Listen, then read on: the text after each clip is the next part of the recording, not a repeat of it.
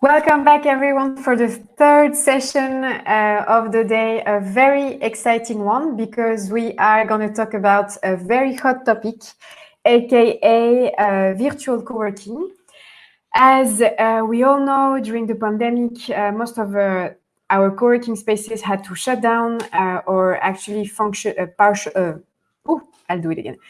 Function partially, so not being open to the public or being open on certain hours, which affected severely the business of everybody. Thus, virtual coworking has come as a really interesting solution to explore. There have been many interesting initiatives going on globally. We at Coworkies actually had a look at everything because we were interested to see what's going on. And this is how we saw what Tomo, who is in this call, and Manu launched. And that's also why we invited them today in this panel. So we are going to make our way to Osaka and Madrid to welcome on the stage Tomo and Manu. Hi, Tomo and Manu. Hi, Pauline. Hello. Hello, Pauline. How are you guys? How are you doing? Very good. Glad to have you both on this panel today. So I think everybody is really excited to discuss about virtual coworking. But before we dive into this, can we do a quick round of introduction? And maybe you can tell us how you landed into the coworking world. Tomo, you want to start? Sure. Hi, everyone. I'm Tomo from ZDEC, based in Osaka, Japan. And I am actually in ZDEC, my space. As you can see, we have empty tables and chairs because we just closed our opening hour a few minutes ago. And here in Osaka is kind of second largest city in Japan. And we opened the coworking space ZDEC back in 2016, and we are managing for 4 years. And I'm a CEO of ZDEC, and we have coworking space, event space, and up there you can see 3D printers and maker space and share office space. And the situation COVID-19 in Japan is our government just lifted the state of emergency, and so most of the spaces are allowed to open as usual, but some of the spaces, including us, are making opening hour shortened or closed partially. Okay. Thank you, Tomo. How about you, Manu? What's your coworking story? Well, I became to the coworking world before the coworking world came up. So we opened a space in Madrid around 2006, 2007. One people shared the space, but nobody knows us. And then we discovered the word coworking. So, okay, we are this. So let's go to spread the word. And we spread the word, and here we are spreading the word, still spreading the word. So after the space, so we opened the coworkingspain.es, the platform in 2010, and 2 years later we organized the Coworking Spain conference in 2012, and it's the first national coworking conference oldest in the world. And first is the Coworking Europe. Second, in the first year of GCUC, we made the first year of Coworking Spain conference, and this year we couldn't do it because of the COVID. It's supposed that this will take part in Valencia in 12 days, but not anymore. So today I'm home officing in my home. And I have to take care of my daughter, so is the home office is a bit shit. So I recommend coworking. Definitely. But so actually, Manu, you started the Coworking Spain conference 8 years ago. How have you seen the digitalization part of the conference grow over the years? We started in 2012 was the first, and this year was the ninth edition. Edition. So yes, digitalization. we start with all of I mean, all the tools, all the online tools about co-working. We start our conference trying to make marketing online or try to make something online, but there's a lot of change, right? In the beginning, we start with, I know, just calling people, or just Facebook was on the top. Today, Facebook is not on the top. We are going to try more things in Instagram, and all the online tools that is in the markets, that is in the top of mind of persons. We use a lot of WhatsApp to make the communication. But why? Because everybody's on WhatsApp. Everybody see WhatsApp, I know, maybe 50 times a day. So it's a good tool to attract people. And yes, this year we start with the online co-working. Online co-working conference. We start to when we decide not to make the conference, I spend like 2 weeks. Okay, what we're going to do, and then we say, okay, let's start with a small meeting. I'm going to invite 4 guys of the co-working Spain co-working scene, and we're making to do it online. We send a newsletter. So that's a small meeting was joined maybe 185 persons. So okay, this works. So if that things works, you have to continue, and that's where we start with the online conference. And what's a great idea? Yeah, actually, it's the WhatsApp group of Co-working Spain. I'm part of it, and it's really interesting to see how active it is. Like people are constantly sharing, supporting each other. It's a very interesting digital tool that you're using to bring people together. What about you, Tomo? Before COVID-19 came to the picture, how much digital would you say the deck was? Sorry, say that again, please. Yeah, I was just asking before coronavirus, how much digital was the deck? Did you do only online activities for the community? Right. In that sense, no, we don't implemented such many online solutions for our space. Only we implemented digital solution for our activities. Was it's called PTX, which is kind of Eventbrite like service, event organizing service. And except that, we don't have so many digital solutions yet. However, COVID changed a lot. We're going to get to that in a second. Manu, you said that you decided to cancel this year edition of the Co-working Spain conference. Did you decide to cancel it early on? So when you saw that coronavirus was in China, so you expected it to come to Spain, or when did you take the decision? We take the decision. You normally in the co-working conference in the conference are like the early bird, the not regular tickets and late tickets, right? So the early bird, it's a good thermometer, it's a good meter to tell you how it's going to be, right? How many tickets you sell, and it's a good meter to know, okay, this conference is going to be good or it's going to be bad.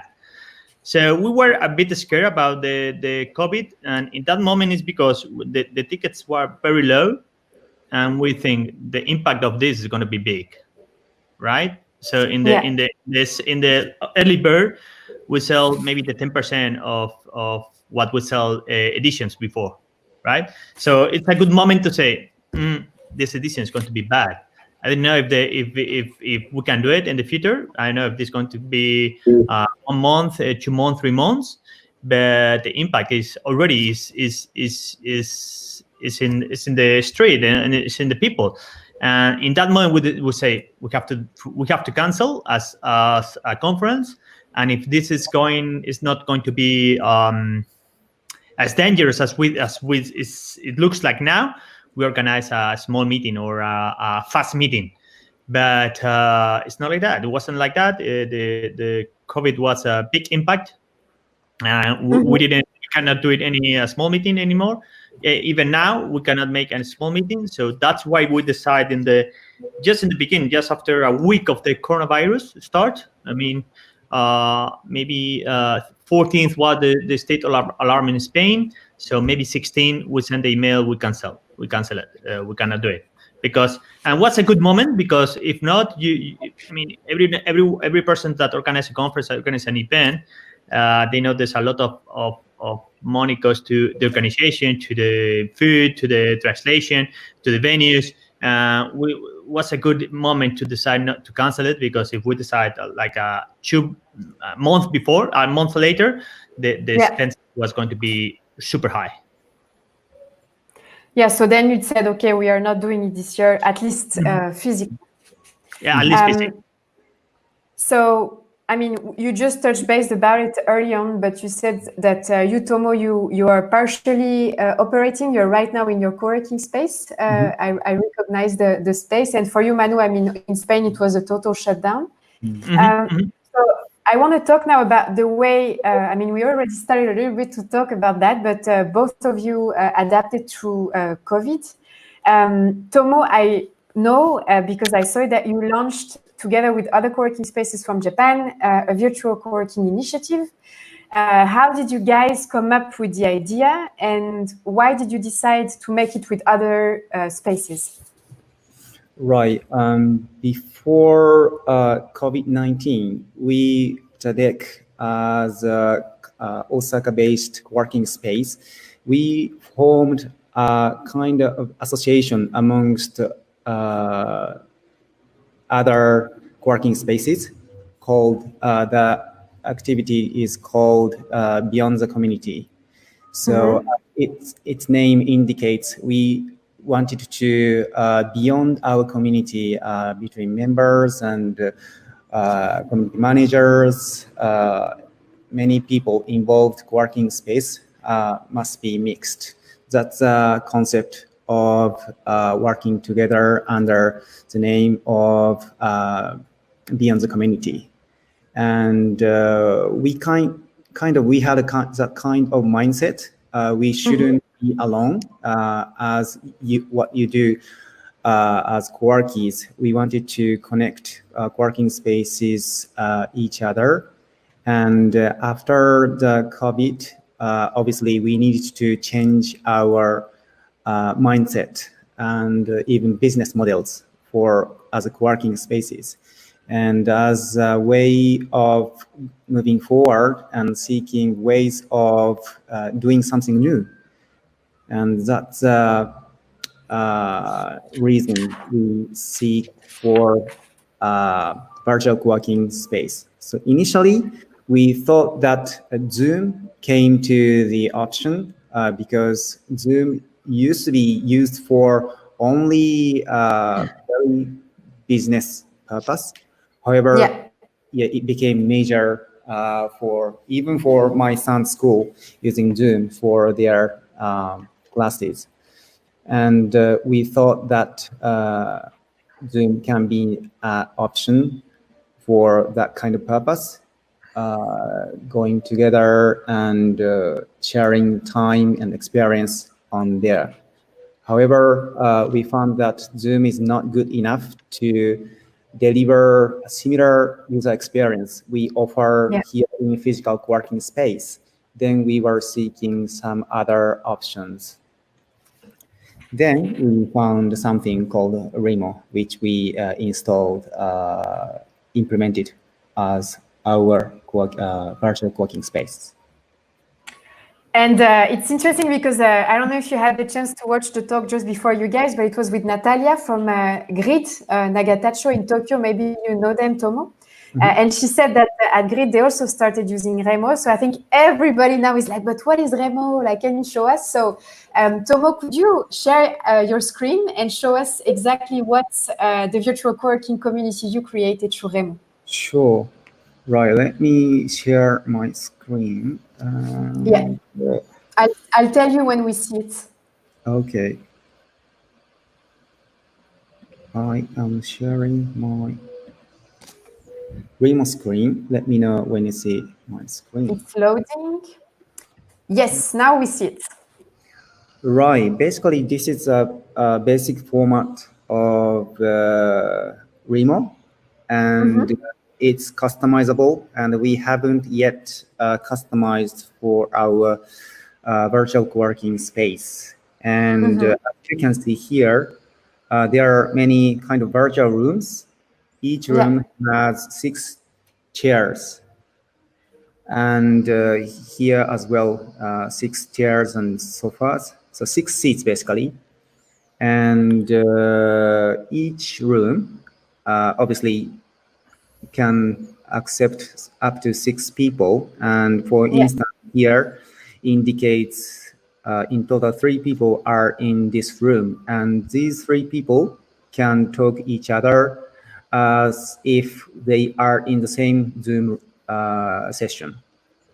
And even though this is separated room, as you can see, you can recognize another room has different people. And by having this kind of user interface, we can provide the similar user experience like physical space. In physical space, like myself here, I am in the deck in one table. And if I look up my eyes and look around, I see someone who are familiar with myself and someone unfamiliar with myself. And this kind of experience Remo can provide. And we have provided this environment for users for free for now, at least. And I was just going to say, can you show us where you are right now in the Remo? Because I think you're on top, right? Yes, this is myself. So here let me turn on my camera and mic on. And now I am alone in this room. And this small text indicates just a label of the table room. And this indicates reception and help desk. And anyone who joined Remo comes to this floor first. And anyone who are not familiar with Remo at all, they come first here and get a lecture or how to use Remo and welcomed by the person in charge of reception. And another label here says co-working room, and let's talk about education. And there is a whiteboard function, and this room is for sharing information on whiteboard. Yeah, and some room says web designer or stuff like that. People tend to go where he or she belongs because they can talk easily based on the label. And here, kindly, friends of organizer of this virtual co-working spaces stays on for us. It says in speaker table. So I'm jumping in this table and I can communicate with these guys. Yeah, let's show us. Yeah. Hi guys. We haven't yet. Hi guys. Hi. Right. So these are my colleagues for organizing virtual co-working space. And Moe is one of the speaker for the later stage. This afternoon. Yeah. Right. This is how it works. So now, because we are in the same room, we can communicate each other in this room. Whereas I can see who else are in this floor. That is kind of similar user experience as if we are in the physical co-working space. That's a really awesome tool. And I remember when we were testing, there was a room called English speaking, and people were going there just to speak English. And there was also a room for people who just wanted to be together without talking, right? Right. So this small icon indicates my camera is on, and that means they are communicating each other with the video. And this shows, because this doesn't have icon of video, so perhaps she's doing something alone.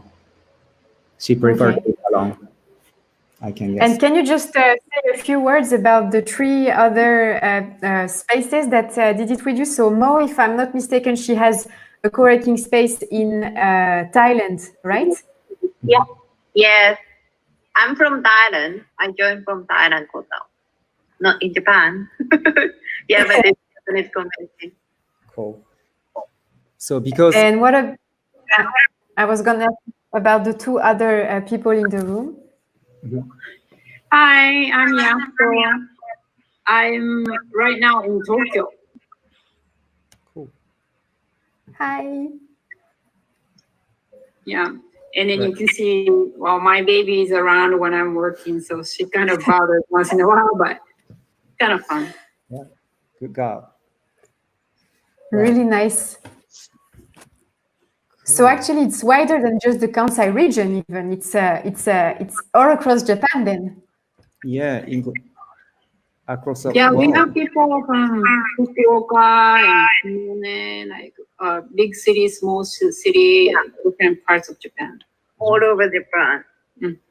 Yeah. And how did you promote the initiative? Did you start by promoting it across your communities first, and then there was some word of mouth, or how did you promote it? We used initially word of mouth. Organizers of this virtual co-working space invited many people, related people. They are members, they are another co-working space owners, and then we established our Facebook group and opened another SNS account, including Twitter. And that is how we are promoting online as well. And just one last thing, I see that you have few floors. So it means that in case this room is full, you guys can go up to the 8th floor. Is that correct? Sure, indeed. And actually, Remo caught some. So we open this virtual co-working space 24/7. And to do so, we have to pay $950 USD per month, which is kind of a lot for a single co-working space. So we split the cost among several co-working spaces. That's how we manage to operate this virtual co-working space. And as the deck is putting some money for that, 5th floor, which is I'm moving. Thank you, guys. I'm moving to Thank you, guys. See you later, Mo. Right. I'm waving, but they don't even see me. All right. So I moved to 5th floor, which is deck has kind of private space. We can change our space label as much as I want, and sharing with other paying co-working spaces. And one good initiative, very interesting initiative, we just tested last week, and doing from next month, every Wednesday, 3 to 5 p.m., we are having a doctor here, so that we can have here a virtual nurse office. People can come here and consult anything related to their health or their workplace, sanitization advice, stuff like that. It's just a test activity, though. I find the potential for POC, proof of concept place, for any initiative, because we have many users to join a test, and it's good enough to test some of the concept company has. And I think this also works for events, right? Because there is a stage I see on top where you can actually talk to everybody in the room if you are put on the stage, right? Indeed, yes. Which I don't do it now, though. Yes. Yeah. Even I'm in the 5th floor, I can speak to everybody in different floors. Yeah. That's the basic function it has. And as I said before, this table layout can be changed as you want. Okay. Cool. Thank you so much, Tomo, for showing us around. I just want to, because we were just now talking about events, it's a good jump for Manu now. Because you decided not to do your physical event in Valencia this year, you said, okay, I'm shifting online, I'm going to do online events. Why did you decide actually even to do a virtual event and not just say, okay, we'll just do it next year? Like, why for you was it important to still do something? I mean, one of the things that you have time to think, right? So that's true. And then there's a week or 2 weeks you have time to think, and then you have well, actually, it's 1 week you have time to say, okay, this everything is down, everything is broke down. Next week you have the time to think, and the following week you have the time to action, right? So okay, and the thing is, why not, right? Say we're going to try. We just call for guys. We just make one email, and if it works, we do it, right? If it doesn't work, well, we don't do it. That's the action. So if that's and try and error, right? Like proof and error. How do you say in English? I don't know. Yeah, try and error. Yeah. Try and error, and if it works, you continue.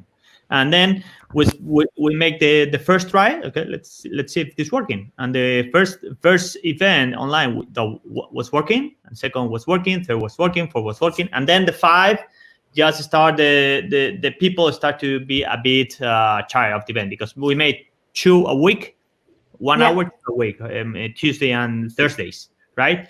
And then the thing is that the theme or the talk was almost always the same. Different ways, different perspectives, but was coronavirus, right? I think there is an echo.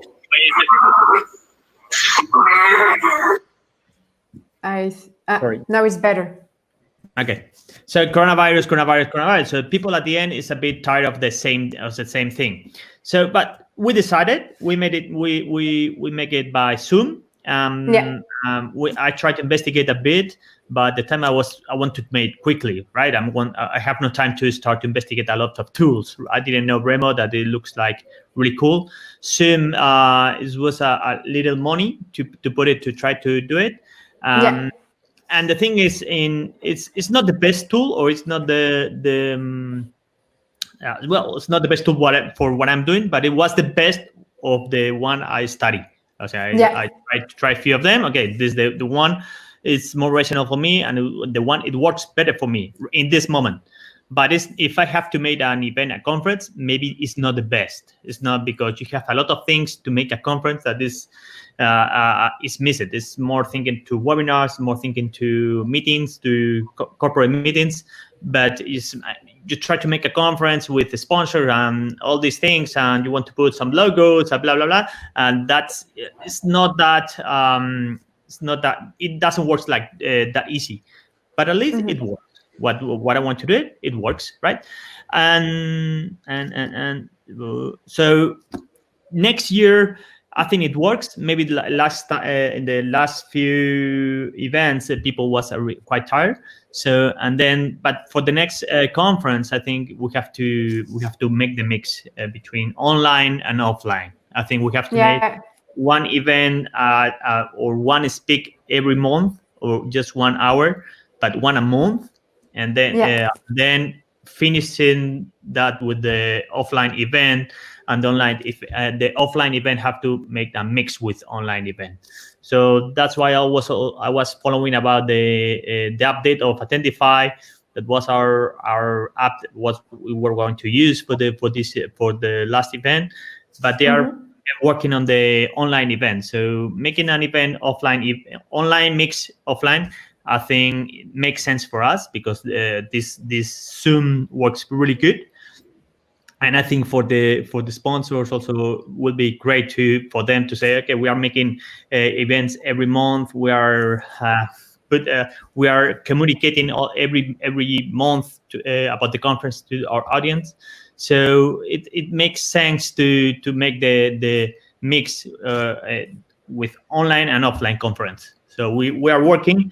The next following month, I'm trying to make the schedule of the what's going to be the roadmap to the Coworking Conference 2021. Plus, I think it's a great thing for you, because I remember when we attended last year the Coworking Spain conference, you were talking about internationalization of it. And when it becomes online, suddenly anybody can tune in, right? Or would you keep still the content more for the Spanish crowd?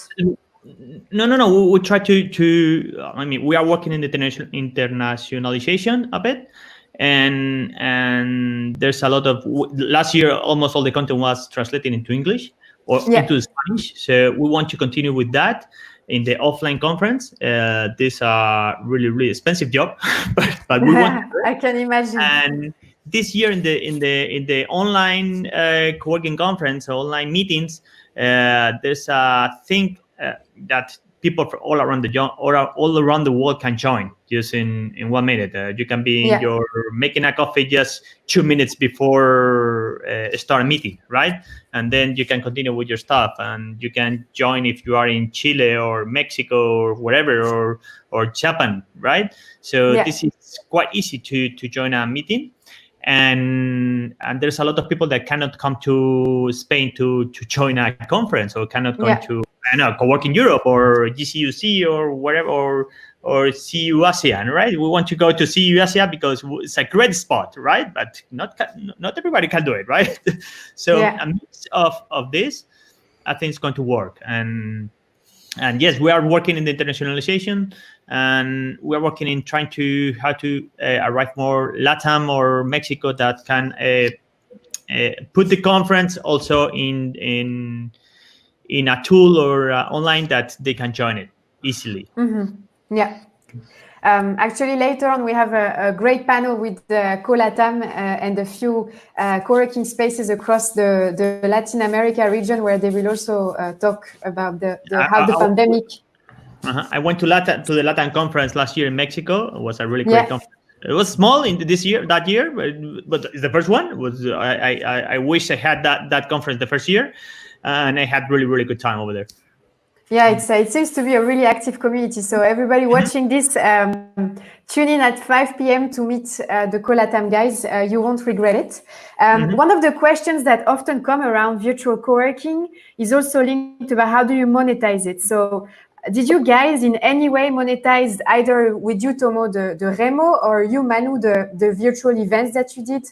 Did you monetize them? And if yes, how and why? And if no, how? If no, why? Okay, if you want, I can start. Yeah. Okay. The virtual co-working Zoom gives you a tool that is really good.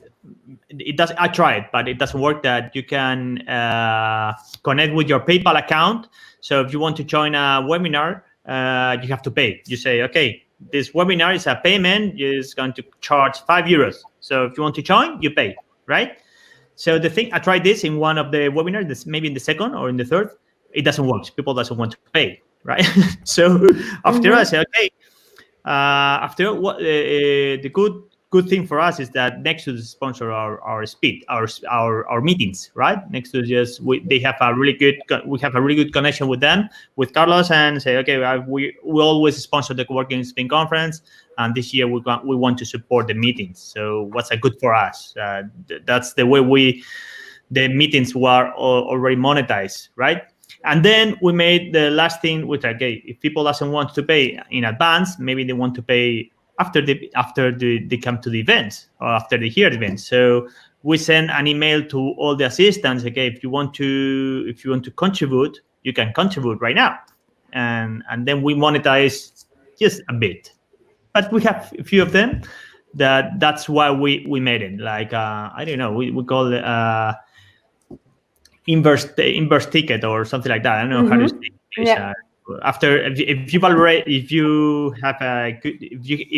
we give you something, just if you can in this moment, you can and you have some money and you want, and this meetings gives you some help or help you can contribute to this. So we give that tool. This is the best way to monetize was the sponsors. So we tried to make it with all the sponsors. It doesn't run this year. Maybe next year. Thank you, Manu, for sharing it. That's a interesting perspective on how to monetize. What about you, Tomo, for Remo? Right. Right. Remo, again, it costs to continue at least having 24/7 hour opening. It costs. So we are covering that cost by asking voluntary paying co-working spaces, including us. So we are paying, I as a co-working space, paying 200 USD per month, and 5 other co-working space contributes in the similar way. And we also have a support program, individual support program, which is a bit cheaper, 50 USD or something. And that's how we cover the cost of remote virtual co-working space.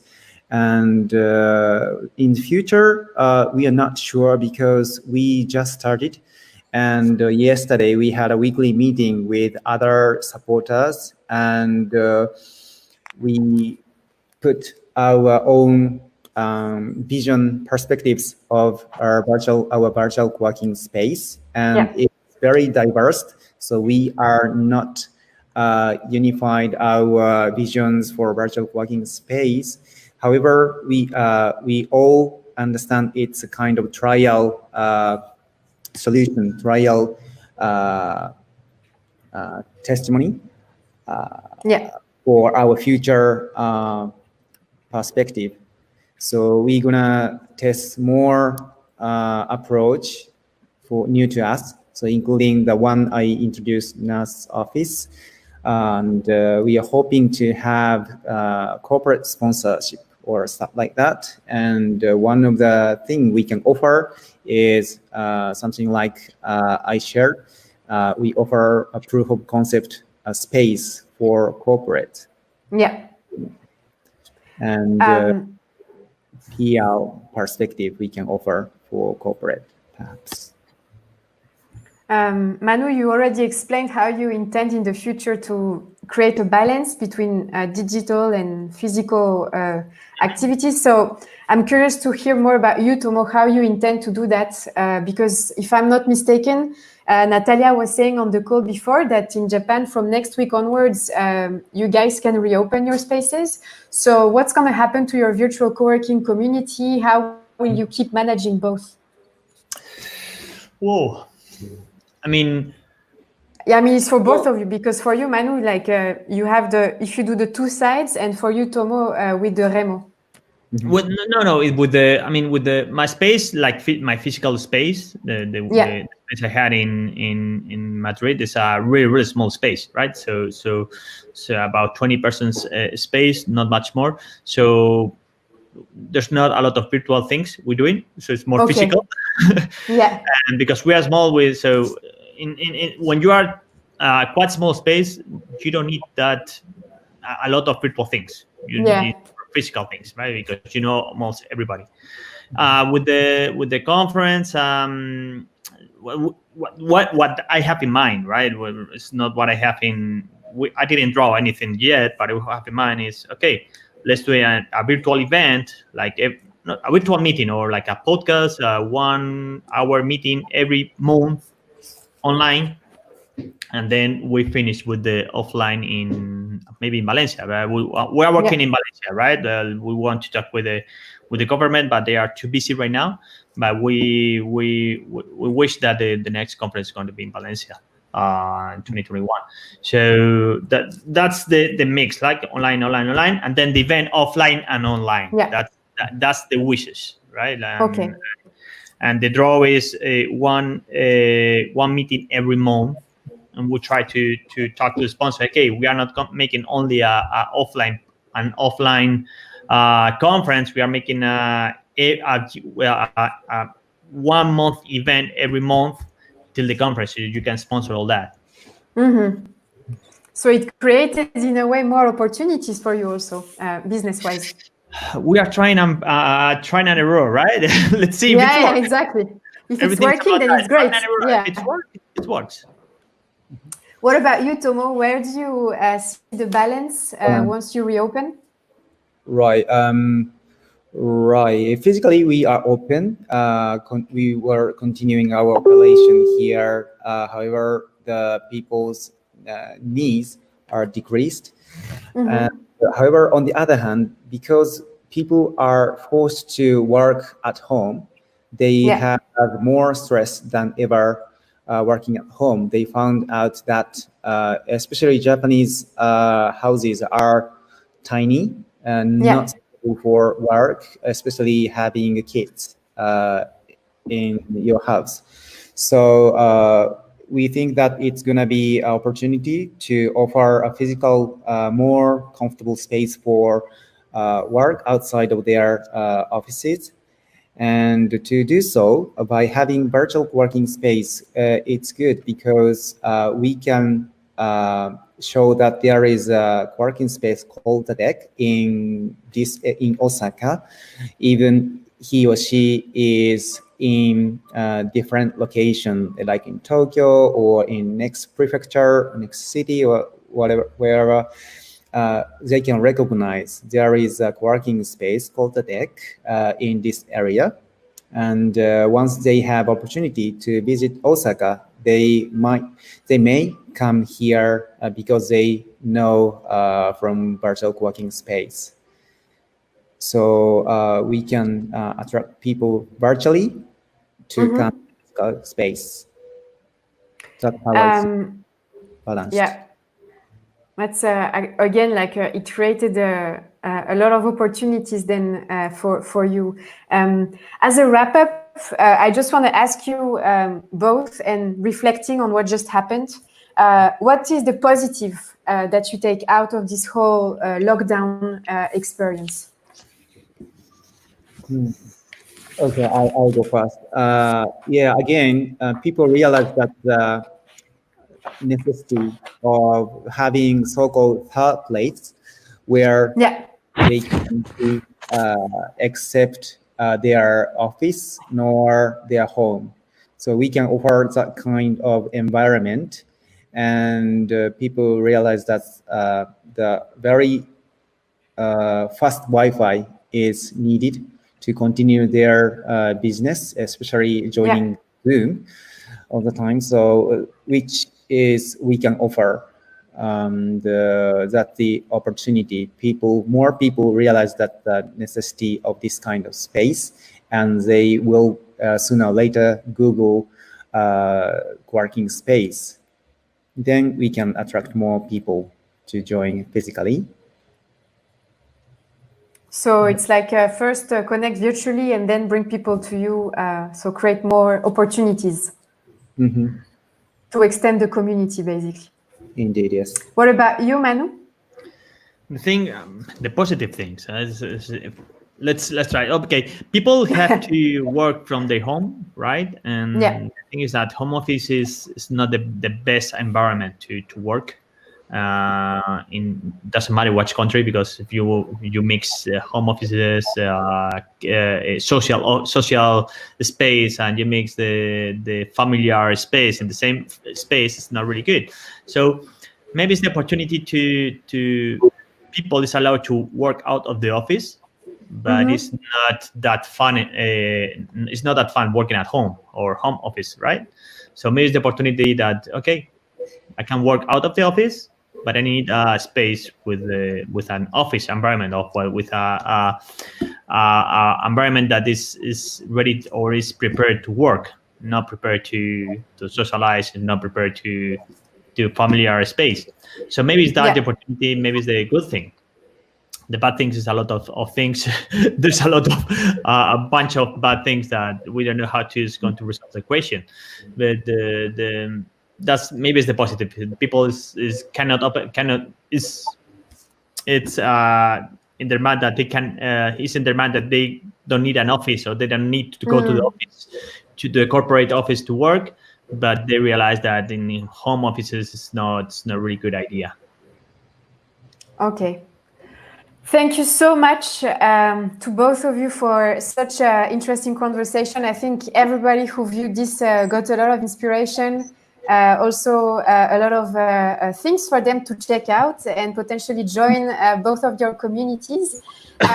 Before I let you go, I would love to take a selfie of the three of us so we can have a souvenir of our panel together. So just give me your best smile. 1, 2, 3. Awesome. Thank you so much, guys. On behalf of everybody, I'm clapping really loud for all the things you shared. If you want to connect with Manu and Tomo, their LinkedIn has been added in the welcome participant kit that you can find on the dedicated Slack of Coworking. Don't hesitate to connect with them and ask them anything about the two initiatives they just presented. Thank you, guys. I wish you to have a nice end of the day for you, Tomo, and rest of the day for you, Manu. Thank you very much. And I hope we can see each other soon. Yes, thank you very much. Thank you, Pauline. Have a Bye, good day. guys. Bye. Bye-bye.